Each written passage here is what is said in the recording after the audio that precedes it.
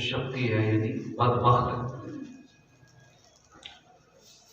جس نے اپنے والدین یا کسی ایک کو پایا اور ان کے ساتھ اچھا سلوک نہ کیا، وہ بھی شقی یعنی بدبخت ہے۔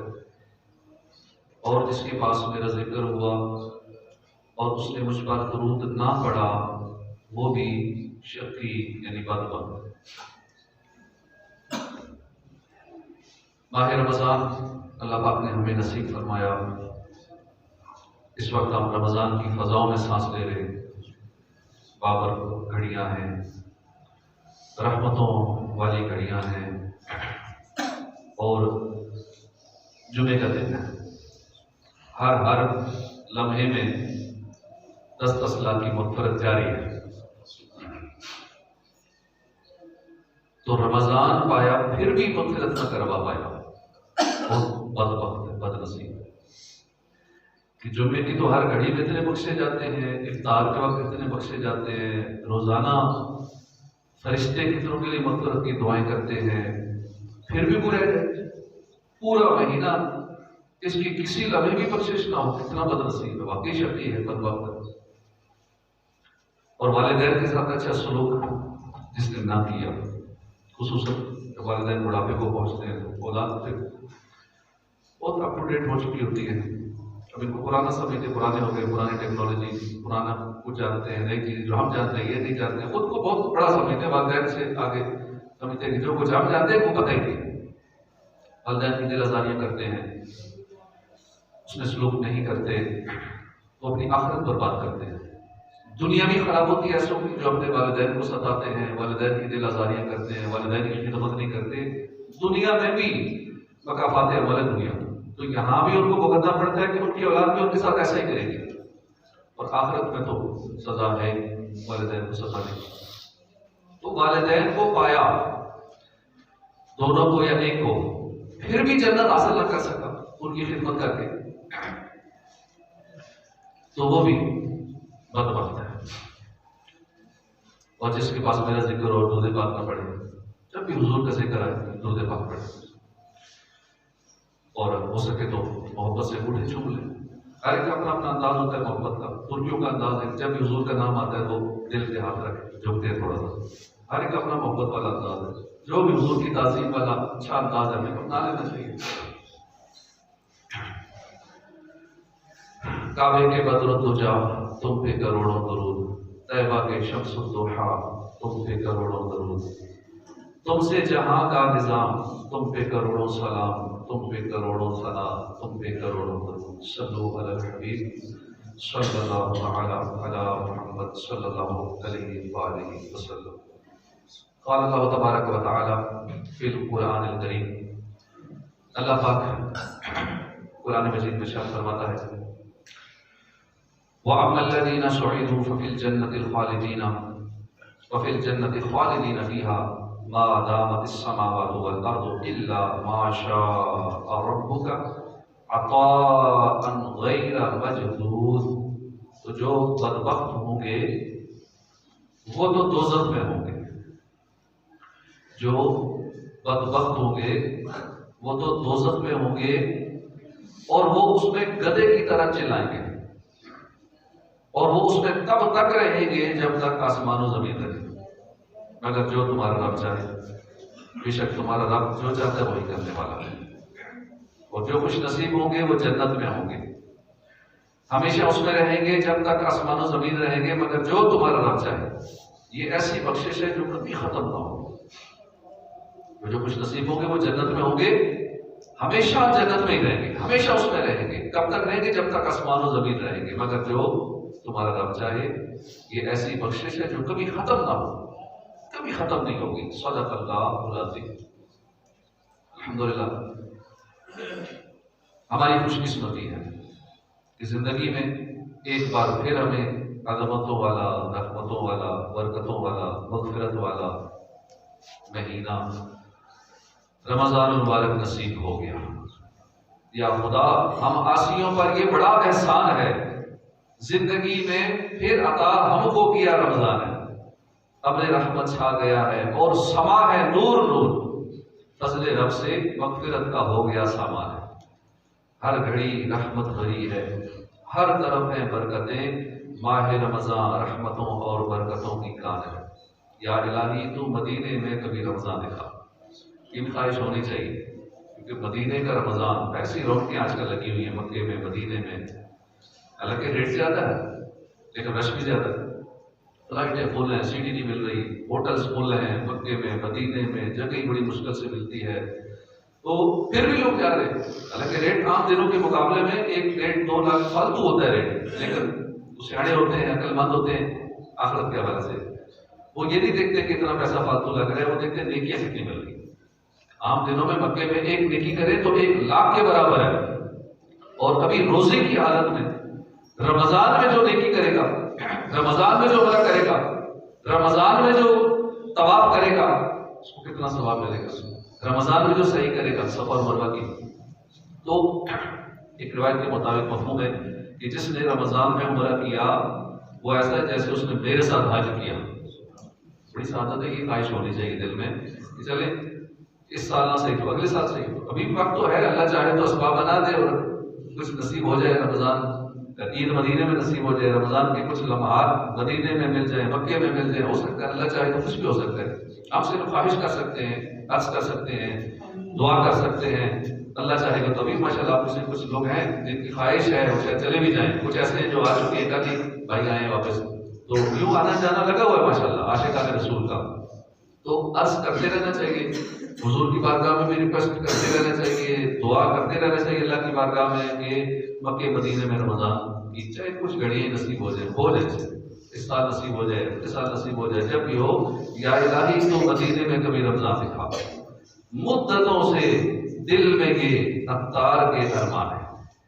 احادیث کریمہ کے مطابق رمضان کی جب پہلی رات آتی ہے تو آسمانوں کے دروازے، جنت کے دروازے کھول دیے جاتے ہیں اور بند نہیں ہوتے، پھر یہ نہیں پہلی رات دوسری رات بند ہو جائے گی، تیسری رات بند ہو جائے گی، پورا مہینہ دروازے کھلے رہتے ہیں آسمانوں کے دروازے بھی، کیونکہ ہمارے اعمال آسمانوں کے دروازوں سے اوپر جاتے ہیں۔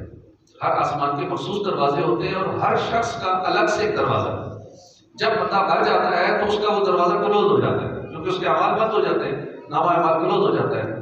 تو ہر بندے کے اعمال اوپر جانے کا ایک مخصوص دروازہ ہے، تو یہ دروازہ تب کھلتا ہے جب اعمال اوپر جانے ہوتے ہیں۔ جیسے روایت ہے کہ جو بندہ نماز غلط پڑھتا ہے، نماز میں غلطیاں کرتا ہے، فراز و واجبات صحیح ادا نہیں کرتا، تو اس کی نماز جب اوپر جاتی ہے تو اس کے دروازہ نہیں کھلتا، وہ نماز اس کے منہ پہ مار دی جاتی ہے، دروازہ ہی نہیں کھلتا، اس کا عمل اوپر ہی نہیں جاتا کیونکہ اس نے نماز ہی غلط پڑھی ہے۔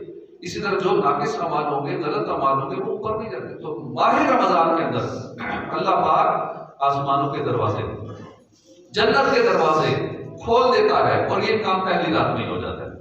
پورا مہینہ دروازے بند نہیں ہوتے، پھر کھلے ہی رہتے۔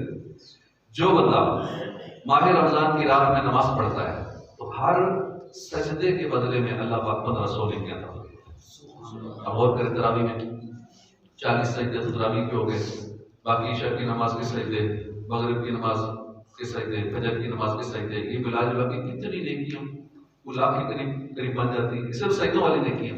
اور باقی جو ہر سجدے کے بدلے میں جنت میں ایک درخت نصیب ہوتا ہے وہ اس کے علاوہ ہے، جنت کا جو محل ملتا ہے وہ اس کے علاوہ ہے، یعنی اتنی برکتیں ہیں، اسی کا سوچ سوچ کے انجوائے کرتے رہا کریں کہ اللہ کا اتنا کرم ہم پہ ہو گیا کہ دن رات ہمیں فائدہ ہی فائدہ ہو رہا ہے، ہمیں پروفٹ ہی پروفٹ ہو رہا ہے، نیکیوں کا سیزن ہے۔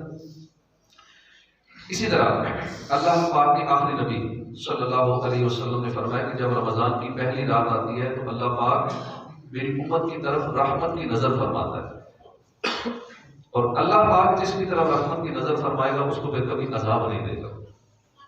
سبحان اللہ۔ رمضان میں افطار کے وقت روزانہ 10 لاکھ گناہگاروں کی مغفرت ہوتی ہے، اور شب جمعہ جو یہ رات گزری ہے اور روز جمعہ جو ابھی دن جاری ہے، جمعرات کو سورج غروب ہونے سے لے کر جمعے کے سورج غروب ہونے تک ہر گھڑی میں 10 لاکھ گناہگاروں کی مغفرت ہوتی ہے۔ سبحان اللہ۔ اور کیسے لوگوں کی مغفرت ہوتی ہے؟ جن پر جہنم واجب ہو چکا ہوتا ہے، ایسے لوگوں کی ہوتی ہے۔ پھر جب رمضان کی 29ویں رات آتی ہے تو مہینے بھر میں جتنے جہنم سے آزاد کیے گئے ان کے مجموعے کے برابر اس ایک رات میں جہنم سے آزاد کیے جاتے ہیں۔ سبحان اللہ، کیا شان ہے رمضان کی۔ اللہ پاک ہمیں ماہ رمضان کی برکتیں لوٹنے، ماہ ذیشان کا خوب احترام کرنے، خوب خوب نیکیاں کمانے کی توفیق نصیب فرمائے۔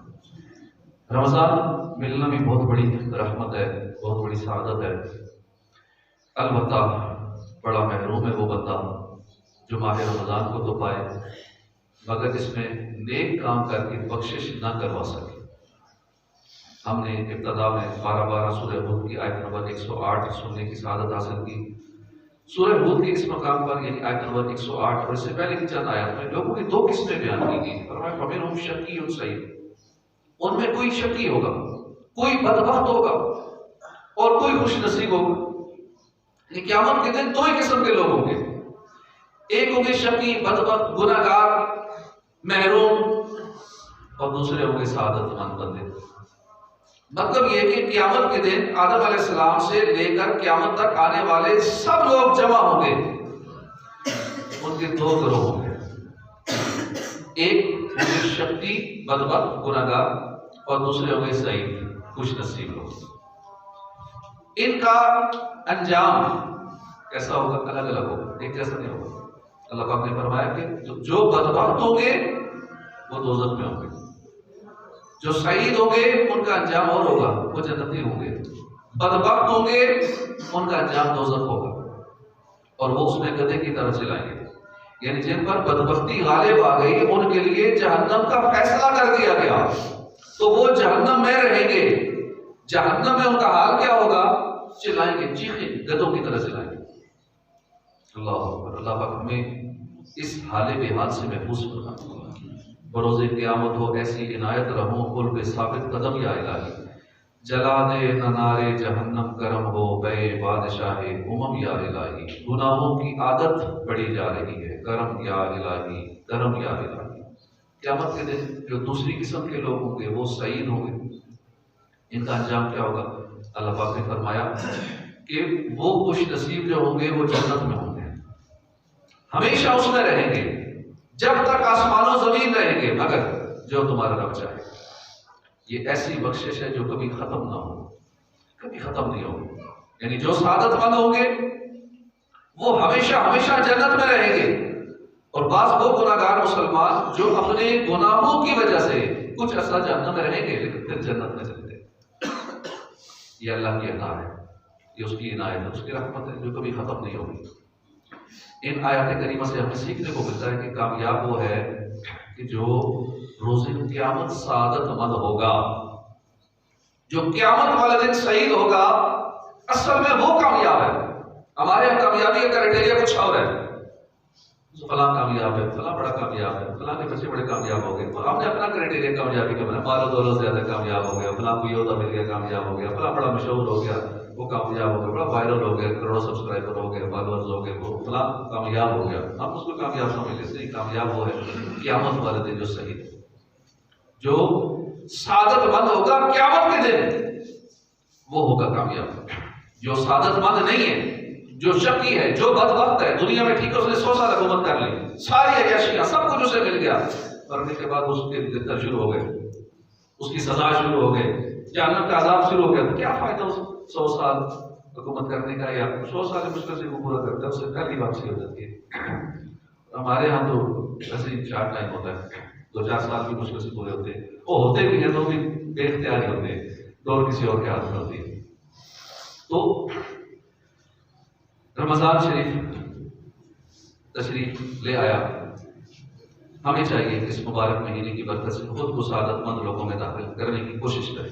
اور سعادت مند کون ہے، اس کی علامات کیا ہیں، یہ ہم سن لیتے ہیں، اور سن کر ہم نے کوشش کرنی ہے کہ ہم نے سعادت مند بننا ہے۔ یہ علامات، یہ سعادت مندوں والے انداز ہم اپنائیں اور خود کو ہم سعادت مندوں میں شامل کریں۔ سعادت مند بندے کی پہلی نشانی، اسے نیک کاموں کی محبت عطا کی جاتی ہے۔ پھر پاس وہ اگر نیکیاں نہیں بھی کر پائے نا، لیکن نیکیوں سے محبت کرتا ہے، دل کرتا ہے اس کا کہ میں نیک بن جاؤں، میں اچھا ہو جاؤں، ٹھیک ہے، اسے وقت لگے گا، بعض نہیں کر پاتا، نیکیاں ذکر و اذکار جو وہ چاہ رہا ہوتا ہے وہ کسی وجہ سے سستی غفلت کی وجہ سے نہیں کر پاتے، دل میں محبت ہوتی ہے اللہ مجھے نیک بنا دے، محبت میں اپنی گماہ یاد ہے، نہ پاؤں میں اپنا پتہ ہی آئے گا، دعائیں مانگتا ہے، کوشش کرتا ہے، نیک بن نہیں پاتا، نیکیوں سے محبت ضرور کرتا ہے۔ تو پہلی نشانی ہے نیک کاموں کی محبت اس کو عطا کی جاتی ہے، یہ بھی اللہ کا کرم ہے۔ اگر ہمیں یہ محبت عطا کی گئی ہے تو اپنا کوئی کمال نہیں، یہ بھی اللہ کا کرم ہے کہ وہی عطا کرتا ہے۔ بندہ چاہتے ہیں اللہ میں نیک بن جاؤں، مجھے نیکیوں سے محبت ہے، یہ بھی اللہ کی عطا۔ صحابی رسول حضرت عبداللہ بن مسعود فرماتے ہیں کہ ایک دن ہم بارگاہ رسالت میں حاضر تھے کہ طرف ایک شخص آیا، اس نے جب ہمیں دیکھا تو اپنی سواری سے اترا، پیدل چلتے ہوئے حضور کی بارگاہ میں حاضر ہوا، بس کہ یا رسول اللہ میں 9 دن کی دوری سے آیا ہوں، یعنی جہاں سے میں آیا ہوں 9 دن کا سفر تھا، اور وہ میں نے اتنی تیزی سے سفر طے کیا ہے کہ میں 6 دن میں پہنچا۔ دن وہ میں پیاسا رہتا، رات کو بھی آرام نہیں کرتا، لگاتار میں نے سفر کیا اور بڑی تیزی سے سفر کیا۔ یا رسول اللہ 9 دن کا سفر میں نے جلدی 6 دن میں طے کیا، میں آپ کی بارگاہ میں حاضر ہوں۔ اور میرے آنے کا مقصد، اصل جو مقصد ہے وہ صرف 2 سوال تھے، میں اس کا جواب لینے آیا۔ دیکھیں 2 شرعی مسئلے سیکھنے آیا 9 دن کا سفر کر کے۔ آج کل کتنا آسان ہے، ہم اپنے گھر کے قریبی محلے کی مسجد میں جا کے بھی سیکھ سکتے ہیں، درس و بیان میں شرکت کر کے کتنی حدیثیں، کتنی قرآن کی باتیں، کتنے دین اسلام کی باتیں سیکھ لیتے ہیں، ہمیں قدر نہیں۔ پہلے دور میں لوگ کتنا لمبا سفر کرتے تھے، اور وہ سفر بھی ہوائی جہازوں پہ تھا نہیں، پیدل سفر تھا، گھوڑوں پہ سفر تھا، اونٹوں پہ سفر تھا، اتنی مشکل سے سفر کر کے دوسرے ملک جاتے تھے کہ ایک حدیث پاک سیکھنے کے لیے، 1-2 علم کی باتیں سیکھنے کے لیے۔ کہتے 2 سوال ہیں، بس ان کے جواب چاہتا ہوں۔ حضور نے نام پوچھا، کہا کہ انا زید بالخیر، میں گھوڑے والا زید ہوں۔ حضور نے فرمایا بل انت زید بالخیر، تو گھوڑے والے زیادہ نہیں، بلائی والے زیادہ۔ اور میں پوچھوں کیا پوچھا؟ اب ان صحابی نے 2 بڑے انوکھے سوال کیے۔ پہلا سوال یہ تھا کہ ایک ہے وہ بندہ جو اللہ کو پسند ہے، اس کی کیا نشانی ہے؟ دوسرا وہ بندہ جو اللہ کو ناپسند ہے، اس کی کیا نشانی ہے؟ بس یہ 2 سوالوں کے لیے 9 دن کا سفر طے کرے۔ سوال بڑے انوکھے تھے، لیکن قربان جائے غیب بتانے والے نبی صلی اللہ علیہ وسلم پر جواب بھی انوکھے تھے۔ فرمایا کہ زید تم نے صبح کس حالت میں کی، کس کیفیت میں صبح کی؟ یا رسول اللہ صبح جب کی تو میری کیفیت یہ تھی کہ میرے دل میں نیکی اور نیک لوگوں کی محبت تھی، میرا دل چاہتا تھا کہ میں نیک کام کروں، کہ جو نیکی مجھ سے رہ گئی میں نہیں کر پایا، مجھے اس پہ دکھ ہوا۔ جو نیکی میں کر پایا وہ تھوڑی تھی یا زیادہ جو بھی تھی، مجھے اس پر ثواب کا یقین ہو گیا۔ یعنی یہ کل 3 کام بنتے ہیں، نیکی سے محبت، نیکی سے اور نیک لوگوں سے محبت ایک کام، نیک کام کرنے کی چاہت، اور تیسرا اگر کوئی نیکی نہ ہوئی اس پر دکھ ہونا۔ رسول ذیشان صلی اللہ علیہ وسلم نے فرمایا، جب حضرت زید کا جواب سنا، فرمایا کہ ہاں یوں ہی بات ہے، یہی اس شخص کی علامت ہے جسے اللہ پسند فرماتا ہے، اور اللہ کے ناپسندیدہ بندے کی علامت یہ ہے کہ اگر تجھ سے بھلائی کا ارادہ نہ کیا جاتا تو تمہارے لیے اس کا الٹ ہوتا، اس کا الٹ کام آسان ہو جاتے، پھر اللہ کو کچھ پرواہ نہیں کہ تم کس وادی میں ہلاک ہو۔ سبحان اللہ، معلوم ہوا اللہ کا پسندیدہ بندہ، نیک اور سعادت مند بندہ وہ ہے جس میں 3 نشانیاں ہوں، وہ نیکی سے بھی محبت کرتا ہو، نیک لوگوں سے بھی محبت کرتا ہو۔ ہم اپنے دل کی کیفیت دیکھ لیں، کیا ہمیں نیکیوں سے محبت ہے، کیا نیکوں سے محبت ہے یا نہیں؟ وہ صرف نیکوں کی تعریف کرنے پر اکتفا نہیں کرتا کہ جی فلاں بڑا نیک ہے، بڑا اچھا آدمی ہے، بڑا اچھا آدمی، بس یہ تعریفیں کرتا ہے، خود کچھ نہ کرے، خود بھی نیک بننے کی چاہت رکھتا ہے کہ فلاں نیک آدمی ہے تو کش میں بھی نیک بن جاؤں، فلاں اچھا ہے میں بھی اچھا ہو جاؤں۔ اور تیسری بات کہ اگر خدا نخواستہ کسی وجہ سے نیکی نہ کر پائے، اسے دکھ ہوتا ہے کہ مجھ سے تلاوت قرآن رہ گئی، میں اتنا ذکر و اذکار نہیں کر پایا، میں اتنا درود پاک نہیں پڑھ سکا، اب اس پہ اس کو دکھ ہو، یہ بڑی سعادت کی بات ہے۔ اللہ پاک ہمیں بھی نیکی کی محبت نصیب فرمائے، ہمارے دل میں نمازوں کا شوق، روزے رکھنے کا شوق ہو، تلاوت کرنے کا شوق ہو، ذکر و درود کا شوق ہو۔ یقین مانیے یہ شوق جو ہے نا، خوش نصیب لوگوں کو ملتا ہے، اور اگر یہ شوق نصیب ہو جائے تو پھر قسمت سے بچ جاتا ہے۔ امام حسن بصری بہت بڑے ولی اللہ ہیں، آپ سے کسی نے کہا غالب جان مجھے نصیحت فرمائیے، آپ نے مختصر سی نصیحت فرمائی، تم جہاں کہیں بھی ہو اللہ کے احکام کو عزیز رکھو، اللہ تمہیں عزتوں سے نواز دے گا۔ حضرت داؤد رحمۃ اللہ علیہ نامی بزرگ فرماتے ہیں کہ نیک کام متقی بندے کی خواہش ہوتی ہے، اگر وہ پورے کا پورا بھی دنیا میں ڈوبا ہوا ہو تو ایک نہ ایک دن اس کی یہ اچھی نیت یعنی نیک کام کی رغبت اس کو نیک بنائے گی۔ نیک کام کی رغبت اس کو ایک نہ ایک دن زندگی میں نیک بنائی دیتی ہے۔ آج کل ہمارے یہاں حالات بالکل الٹ ہیں، ہمارے دل میں دنیا کی محبت ہے، ہم اپنا مقابلہ کرتے ہیں پیسوں کے حساب سے، دنیا داری کے حساب سے، دوسروں سے مقابلہ کرتے ہیں، عزت میں مقابلہ کرتے ہیں، فلاں کی عزت زیادہ، شہرت میں مقابلہ کرتے ہیں، مجھے تو کوئی جانتے ہی نہیں ہے، میرے تو 500,000 سبسکرائبر ہے، اس کے تو اتنے ملین سبسکرائبر ہے، میرے تو اتنے چاہتے ہیں، اس کے اتنے ہیں، میرے پاس اتنی دولت، آپس میں کمپٹیشن ہے، تو صرف دنیاوی معاملات میں کمپٹیشن ہے۔ نیکیوں میں مقابلہ نہیں کرتے کہ فلاں نے اللہ کی راہ میں 1 لاکھ دیے میں 2 لاکھ دوں گا، فلاں نے راہ خدا میں اتنا صدقہ کیا ہے میں اتنا کروں گا، فلاں اتنا ذکر و اذکار کرتا ہے میں اتنا پڑھوں گا، یہ اتنا درود پاک پڑھتا ہے تو میں اتنا درود پاک پڑھوں گا۔ ماشاءاللہ ہمارے یہاں بھی کچھ لوگ ہیں نمازیوں میں جن کا آپس میں مقابلہ چل رہا ہے، درود پاک میں خاص کر مقابلہ چل رہا ہے، ایک اگر 1000 پڑھتا ہے تو دوسرا 2000 والا بھی آ جاتا ہے، تیسرا 3000 پڑھنے والا بھی آ جاتا ہے، ماشاءاللہ 5000 تک تو پہنچے ہوئے ہیں، ایسے بھی ہیں، اور ایسے بھی ہیں جو ماشاءاللہ ہفتے کے 50,000 60,000 1 لاکھ پڑھنے والے بھی ہیں۔ ہم درود پاک کے جو گروپ بنائے ہوئے اس میں سارے دن سینڈ کرتے ہیں، جمعرات کو ہم ساری درود پاک کی کلیکشن کرتے ہیں، جتنا کچھ کلمہ شریف استغفار جو کچھ پڑھا ہوتا ہے وہ ہم جمعرات کو اکٹھا کر کے پھر مدینہ شریف بھیجتے ہیں، وہاں ایک بندے کو حضور کے روضہ پاک میں بھیجتے ہیں، وہ جا کے پھر سب کا نام لے کے، نام تو نہیں لینا مشکل ہے گروپ کے لوگ کافی ہیں، وہاں جا کے سب کے لیے دعا کرتا ہے کہ جس کس نے درود پاک پڑھا ہے سب کے لیے دعا بھی ہو جاتی ہے، حضور کی بارگاہ میں پیش ہو جاتا ہے، اور درود پڑھنے والا بھی خوش ہو جاتا ہے کہ ہمارا ذکر حضور کی بارگاہ میں ہو گیا۔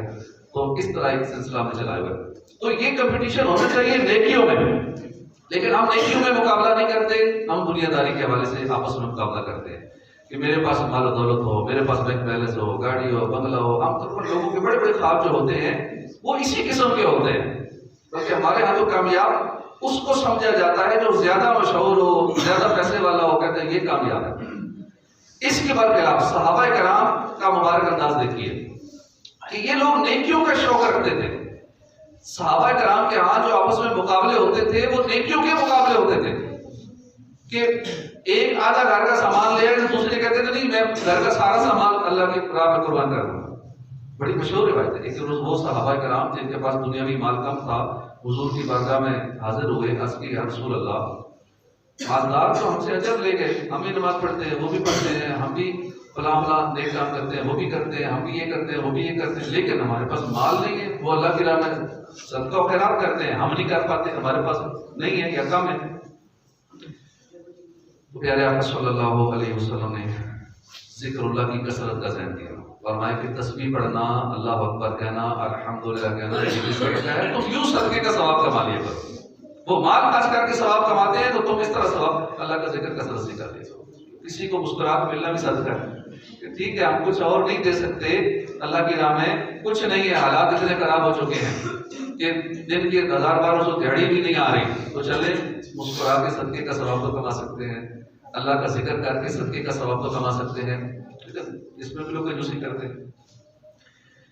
بہت ساری نیکیاں آسان ہوتی ہیں لیکن آسان نیکیاں بھی ہم چھوڑ دیتے ہیں۔ تو نیکیوں سے کیسی کمال محبت ہے، اللہ پاک ہمیں بھی نصیب فرمائے۔ نیک کاموں کے فضائل ہمیں پڑھنے چاہیے، ذکر و درود کی کثرت کیجیے، نیکیاں کرنے کی عادت بنائیے، اس کی برکت سے دل پاک ہوگا، دل سے گناہوں کی میل اترے گی تو انشاءاللہ نیکیوں سے محبت ہو جائے گی۔ سعادت مند بندے کی دوسری علامت ہے نیک کاموں میں چستی، یعنی جو بندہ سعادت مند ہوگا وہ نیک کاموں میں چستی دکھائے گا، سستی نہیں کرتا، غفلت نہیں برتتا، نیکیوں میں چستی دکھاتا ہے، ابھی کرتا ہوں کل کرتا ہوں ٹھہر کر کروں گا، جس کے ساتھ بھلائی کا ارادہ کیا گیا وہ ان کاموں میں نہیں پڑتا، بلکہ نیکی میں جلدی کرتا ہے۔ اس کا ذہن یہ ہوتا ہے کہ میں نے جیسے ابھی فطرانہ تو دینا ہی دینا ہے، بجائے عید والے دن دینے کے میں کیوں نہ ابھی دے دوں، جلدی دے دوں، کہ اگر میری موت ابھی آ جاتی تو میں نے فطرانہ سب کچھ اپنے ہاتھوں سے ادا کیا ہو، جلدی دے دوں، زیادہ اچھی بات ہے۔ جن مستحقین تک پہنچنا جلدی پہنچ جائے، ان کے بھی روزے اچھے گزر جائیں، عید صحیح گزر جائے. تو نیکیوں میں جلدی کرنی چاہیے. زکات دینی تو ہے ہی، کیوں نہ پہلے دے دیں. ہمارے یہاں ویسے ہی وہ لیٹ ہونے کا ذہن بن چکا ہے، بالآخری طریقے جمع کرنے کے، پہلے کرنے کا ذہن نہیں. بس آخری جو وقت ہوتا ہے نا، ہم ہر کام اسی ٹائم کرنے کے آتی ہیں. تو نیکیوں میں بھی یہ کرتے ہیں کہ ہم سستی دکھاتے ہیں. تو نیک کاموں میں جلدی کرنی چاہیے. قرآن پاک میں اللہ پاک فرماتا ہے تو تم نیکیوں میں آگے نکل جاؤ. اللہ پاک میں فرما رہا ہے نیکیوں میں مقابلہ کرو ایک دوسرے سے اور آگے نکل جاؤ. ایک اور مقام پہ فرمایا اور اپنے رب کی بخشش اور اس کی جنت کی طرف دوڑو جس کی وسعت آسمانوں اور زمین کے برابر ہے، اور وہ پرہیزگاروں کے لیے تیار کر رکھی ہے. تو ان آیات میں ہمیں یہ حکم دیا گیا کہ ہم نیک کاموں کی طرف، جنت کی طرف دوڑ کر پہنچے، سستی نہ کریں. بالخصوص رمضان کے متعلق پیارے آقا صلی اللہ علیہ وسلم کی ادا بیان کی گئی ہے. مسلمانوں کی پیاری امی جان سیدہ عائشہ صدیقہ رضی اللہ عنہا فرماتی ہیں کہ جب رمضان کا آخری عشرہ آتا تو سرکار صلی اللہ علیہ وسلم راتوں کو عبادت کرتے، اپنے اہل خانہ کو بھی جگاتے، عبادت میں خوب کوشش فرماتے اور اس کام کے لیے کمر بستہ ہو جایا کرتے. اب دیکھیے ہمارے آقا کا تو ویسے ہی ہر لمحہ سارا سال ہی عبادت میں گزرتا تھا. ایک سیکنڈ کا کروڑواں حصہ بھی سستی کا تصور ہی نہیں ہو سکتا. پھر بھی آپ صلی اللہ علیہ وسلم رمضان میں اتنا کمر بستہ ہو جاتے عبادت کرنے پر. تو یہ ادا ہم نے بھی اپنانی، زیادہ عبادت کرنی ہے. رمضان کا مہینہ ٹھیک ہے، سونا بھی عبادت ہے، سوتے ہوئے نیکیوں کا میٹر چل رہا ہے، اپنا کام کاج کر رہے ہیں، رزق حلال کما رہے ہیں تو بھی نیکیاں مل رہی ہیں. یہ تو اللہ کی رحمت ہے. لیکن ہم نے زیادہ وقت ذکر و اذکار، تلاوت قرآن میں کوشش کریں رمضان گزاریں، علم دین سیکھتے ہوئے رمضان گزاریں، غفلت سے بچیے. حدیث پاک ہے کہ اس ذات کی قسم جس کے نام کی قسم اٹھائی جاتی ہے کہ بے شک تم پر ایک بہترین مہینہ سایہ کرنے والا ہے. یہ وہ مہینہ ہے کہ مسلمانوں کے پاس اس سے بہتر مہینہ نہیں آتا اور منافقوں کے پاس اس سے زیادہ نقصان دہ مہینہ کبھی نہیں آتا. پھر حضور نے فرمایا وضاحت کرتے ہوئے کہ بے شک جب ماہ رمضان آتا ہے تو مسلمان اپنی قوت کو عبادت کے لیے جمع کر لیتا ہے، جبکہ منافق اپنے اوپر غفلت اوڑھ لیتا ہے. بس یہ مہینہ مسلمانوں کے لیے غنیمت ہے، منافقوں کے لیے بوجھ ہے. اب سوشل میڈیا پہ کئی اس طرح کی ویڈیوز اور پکچر وائرل ہو رہی ہوتی ہیں کہ جنازہ آگے رکھا جاتا ہے، تراویحوں میں جنازے پیچھے پڑے، لوگ پیچھے سو جاتے ہیں. کچھ ایسے جو گپ شپ لگاتے ہیں، تھوڑا وہ شرارتیں کرتے ہیں، خاص کر بچے. تو کچھ بڑے بھی ہوتے ہیں جہاں تراویحاں شاید ایسی جگہ پہ ہوتا ہوگا جہاں تھوڑا زیادہ پڑھا جاتا ہے، تو کہتے ہیں چلو 2-4 منٹ لگی جانے، مولوی صاحب نے اتنا پڑھ نہیں ہے تو تھوڑا سا آرام ہی کر لیتے ہیں. وہ 2-4 منٹ لیٹ جاتے ہیں، انہیں کی ان کو تصویریں بنا لیتا ہے، کہتا ہے جنازے پیچھے پڑے ہو، تو لیٹے ہوتے ہیں ان کو. تو یہ سلسلہ ہوتا ہے تراویحوں میں بھی. یہ پریشان ہوتے ہیں کس طرح یہ 20 رکعتیں پوری ہوں، گھنٹہ کھڑا ہونا پڑے گا، 1.5 گھنٹہ کھڑا ہونا پڑے گا. دل جمع ہی نہیں ہوتی، کھڑے بھی ہو جائیں توجہ کہیں اور چلی جاتی ہے. اللہ پاک ہمیں منافقوں والی اس سے بچائے کہ مومن جو ہے وہ اپنی طاقت جمع کر لیتا ہے عبادت کے لیے، اور جو منافق ہوتا ہے وہ بوجھ سمجھتا ہے.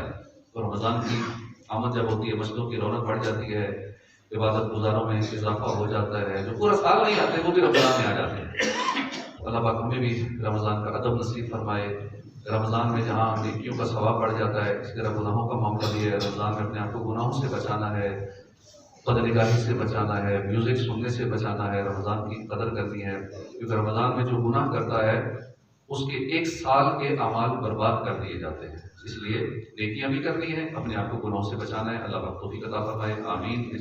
امین صلی اللہ علیہ وآلہ وسلم. اور ایک اور جو نیکی والا کام ہے ماشاءاللہ، یہاں تو روزانہ افطار کا سلسلہ ہوتا ہے، اور خوش نصیب لوگ جو ہے وہ جو سیانے عقل مند آخرت کے حوالے سے ہیں، وہ